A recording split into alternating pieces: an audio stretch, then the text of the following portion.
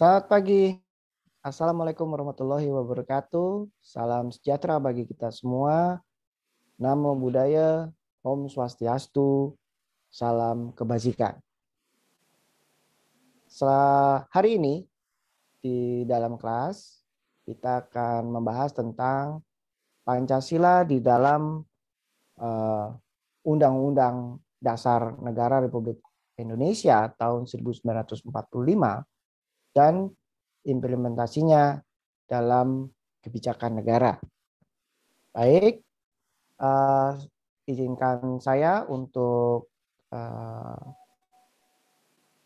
mempersilahkan semua sebelum kita memulai untuk berdoa menurut agama dan kepercayaannya masing-masing. Berdoa dipersilahkan.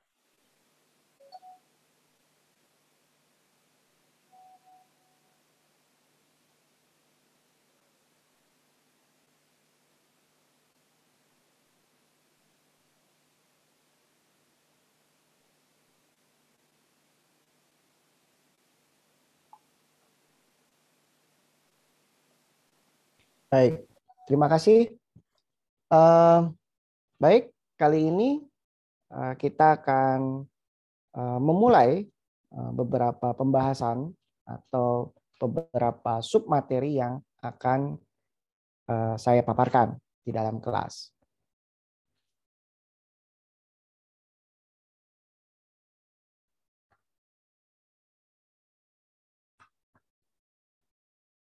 Baik, di dalam pembahasan Pancasila dalam Undang-Undang Dasar Negara Republik Indonesia tahun 1945 dan implementasi kebijakan negara, kita akan membahas tentang Pancasila di dalam pasal-pasal di konstitusi yang ada di Undang-Undang Dasar Negara Republik Indonesia tahun 1945. Nah, kemudian kita juga akan membahas tentang Pancasila dalam pembuatan kebijakan negara, khususnya dalam bidang politik, ekonomi, sosial, budaya, dan pertahanan serta keamanan. Namun, setelah lepas dari pemaparan materi, kita akan berdiskusi atau juga kalian bisa menyampaikan ide-ide atau gagasan-gagasan pemikiran tentang apa yang telah disampaikan di dalam materi kali ini. Baik, penjabaran Pancasila dalam pasal di konstitusi kita, ya, yaitu Pancasila sebagai dasar negara ditransformasikan menjadi norma hukum yang bersifat memaksa, mengingat, dan mengandung sanksi. Artinya Pancasila setelah ditransformasikan menjadi norma hukum bersifat mandatori. Jadi mau tidak mau mengikat warga negara Indonesia untuk mengikuti dan menaati aturan-aturan atau hukum-hukum yang berlaku di Indonesia. Nah, barang siapa yang tidak melaksanakan atau tidak mematuhi akan ditindak sesuai dengan hukum yang berlaku. Sehingga hukum-hukum yang dikeluarkan ini bertujuan bukan untuk menyulitkan masyarakat, tetapi untuk membuat lebih teratur kehidupan berbangsa dan bernegara. Nah, jadi Pancasila sebagai dasar negara dapat disebut sebagai satu, norma tertinggi. Yang kedua adalah norma pertama. Yang ketiga adalah cita-cita hukum, ya, atau sumber dari segala sumber hukum.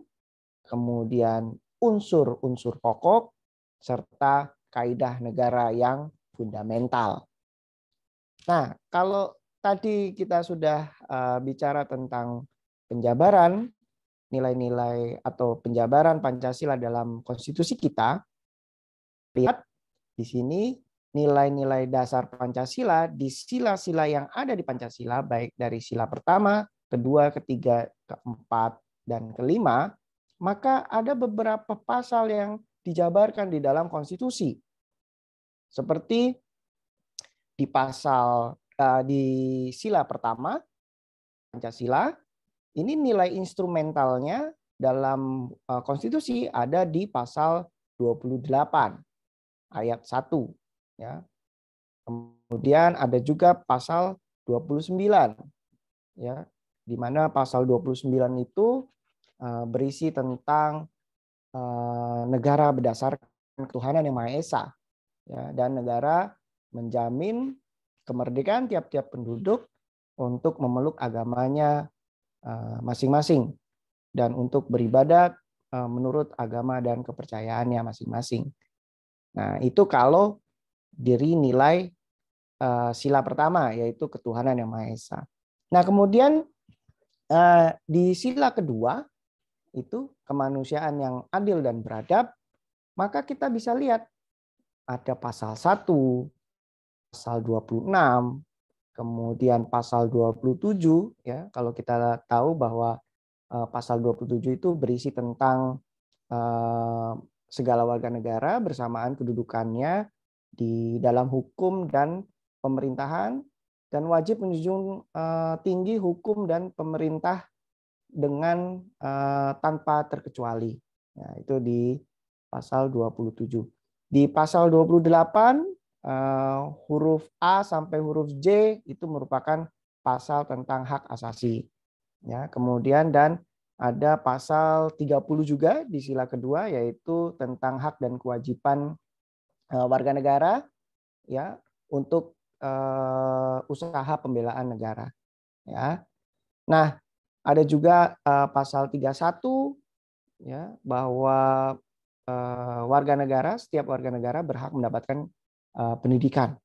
Nah, baik itu mengikuti pendidikan dasar dan pemerintah wajib membiayai dari pendidikan ini. Nah, masuk ke nilai sila ketiga, yaitu Persatuan Indonesia. Nah, Persatuan Indonesia ini di dalam pasal 25 huruf A ya. Kemudian ada juga pasal 27 ayat 3, pasal 30 sampai dengan pasal 30 ayat 1 sampai dengan 5 dan pasal-pasal lain ya, banyak sekali. Nanti kalian bisa lebih mengeksplor lagi nilai-nilai instrumental dari setiap sila ini ada di pasal mana saja gitu ya.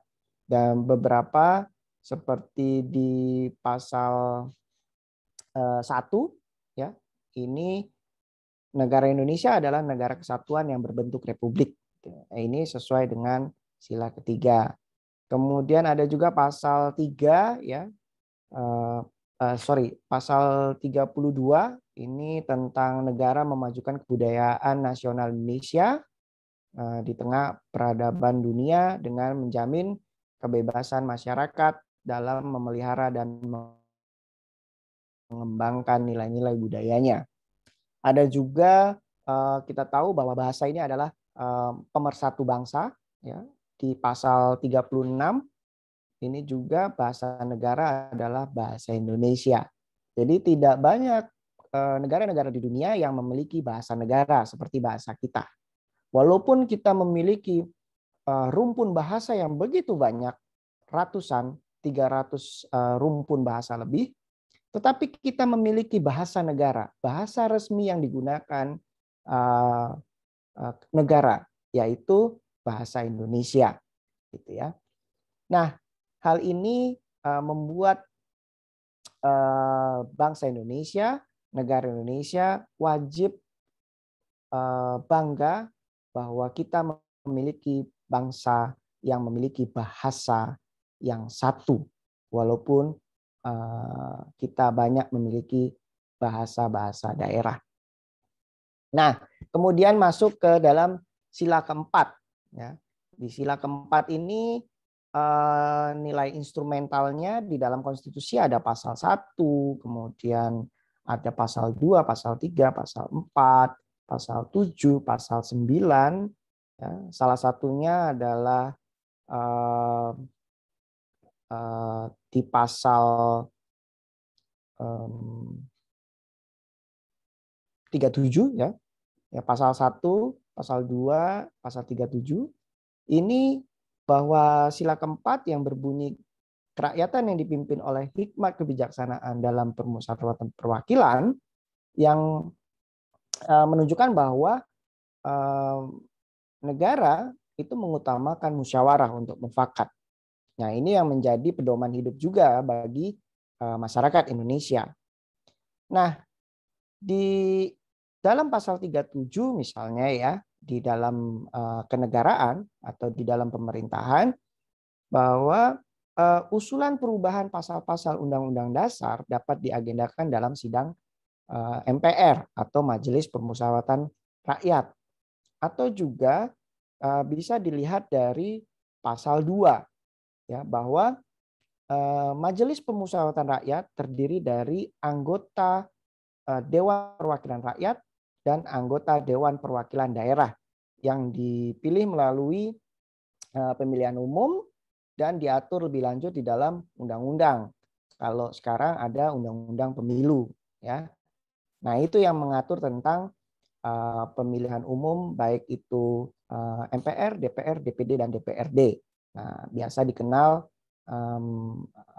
Undang-Undang MD 4. Nah, barulah masuk ke dalam sila kelima, yaitu keadilan sosial bagi seluruh rakyat Indonesia. Nah, nilai instrumentalnya di dalam konstitusi ada di pasal 23. Misalnya ya, di pasal 23 ini mengatur tentang anggaran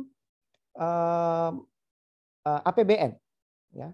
Anggaran APBN sebagai wujud dari pengelolaan keuangan negara ditetapkan setiap tahun dengan undang-undang yang dilaksanakan secara terbuka, bertanggung jawab untuk sebesar-besarnya kemakmuran rakyat. Berarti hal ini negara memikirkan serta mengurus serta mengelola sumber daya yang dimiliki oleh negara yang diperoleh tidak hanya melalui pajak tetapi juga dari PPNBM ya. Nah, kemudian ada juga di pasal 27 ya. Kalau kita lihat di pasal 27 dan di pasal 34 ini karena kita bicara tentang keadilan sosial bagi seluruh rakyat Indonesia, di pasal 34 yang berbunyi bahwa fakir miskin dan anak terlantar dipelihara oleh negara dan seterusnya. Atau juga di pasal lihat bahwa banyak pasal ya yang mengacu kepada keadilan sosial. Nah, tiap-tiap warga negara berhak atas pekerjaan dan penghidupan yang layak bagi kemanusiaan. Ini pasal 27, kemudian ada pasal 28, 29, 31, 32, 33 dan seterusnya. Nah, hal ini membuat kita benar-benar mengetahui bahwa Pancasila ini dijabarkan secara rinci dari pokok-pokok pembukaan yang tadi di pembukaan di konstitusi kita, ini dirinci lagi di dalam pasal-pasal di dalam batang tubuhnya. Sehingga komponen Pancasila atau unsur-unsur yang ada di setiap sila di Pancasila ini masuk ke dalam penjabaran di konstitusi dasar atau hukum dasar kita. Di batang tubuh pembukaan Undang-Undang Dasar Negara Republik Indonesia tahun 1945. Nah, hal itulah yang membuat kita kaya akan nilai-nilai Pancasila di kehidupan berbangsa dan bernegara di dalam bermasyarakat. Nah, kemudian implementasi Pancasila dalam kebijakan negara bagaimana? Mari kita lihat. Salah satu contohnya adalah di bidang politik. Ya. implementasi Pancasila yang seperti apa dalam perumusan kebijakan di dalam politik, ya, bahwa negara menjamin warga negaranya untuk berkumpul dan membicarakan masalah yang dihadapi di daerahnya dengan cara bermusyawarah.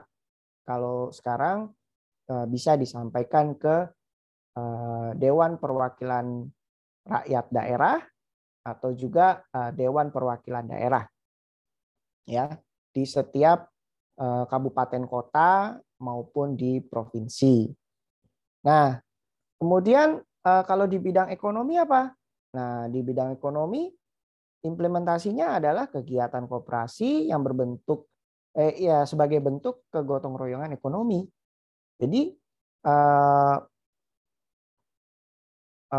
perekonomian yang maunya seperti apa di Indonesia, nah maka pemerintah menganjurkan di dalam Pancasila ataupun di dalam Undang-Undang Dasar bahwa di bidang ekonomi kegiatan koperasi sebagai bentuk kegotong royongan ekonomi dengan azasnya kekeluargaan, gitu ya. Sekarang banyak koperasi-koperasi yang maju yang juga memiliki badan hukum yang jelas. Nah, apalagi kemudian bagaimana di bidang sosial dan budaya? Nah, di sosial budaya kita tahu Garuda, burung Garuda itu memegang pita yang bertuliskan Bhinneka Tunggal Ika. Artinya kita saling berkomunikasi dan berinteraksi dengan masyarakat di budaya lain, baik itu budaya di luar pulau maupun antar pulau.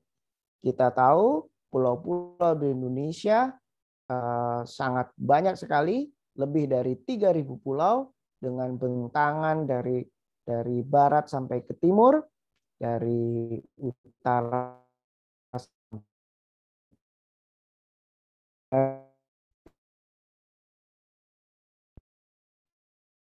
ini yang membuat Indonesia bisa saling berkomunikasi dan berinteraksi dengan cara satu, yaitu berbahasa Indonesia.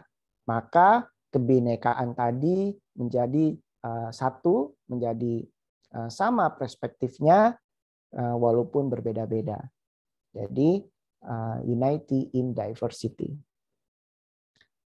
Nah, kemudian di bidang Hankam bagaimana? Nah, kalau tadi di bidang sosial budaya bahwa pemerintah ini memberikan ruang bagi masyarakat untuk berkomunikasi dan berinteraksi dengan masyarakat lain, bahkan mensupport, mendukung kegiatan-kegiatan sosial maupun budaya.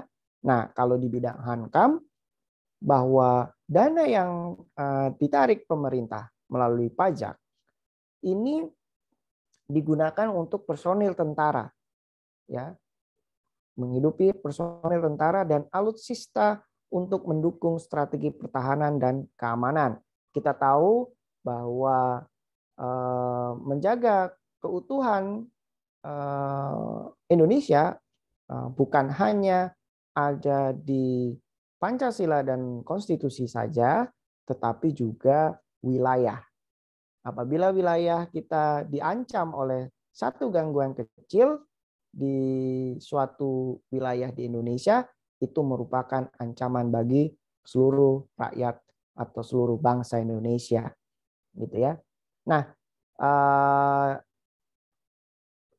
kegiatan tentara, pengamanan tentara, keamanan tentara untuk mengamankan semua wilayah-wilayah Indonesia, baik itu di perbatasan maupun di dalam negeri, ini dibiayai dari pajak yang dibayarkan oleh rakyat, gitu ya. Jadi implementasi Pancasila ini dalam perumusan kebijakan itu sangat ini sekali, sangat kental sekali, ya, di setiap sila-silanya. Baiklah, itu saja yang bisa saya sampaikan. Terima kasih sudah ada di kelas saya. Selamat pagi. Assalamualaikum warahmatullahi wabarakatuh. Salam sejahtera untuk kita semua. Om Santi Santi Namo Buddhaya. Salam kebajikan.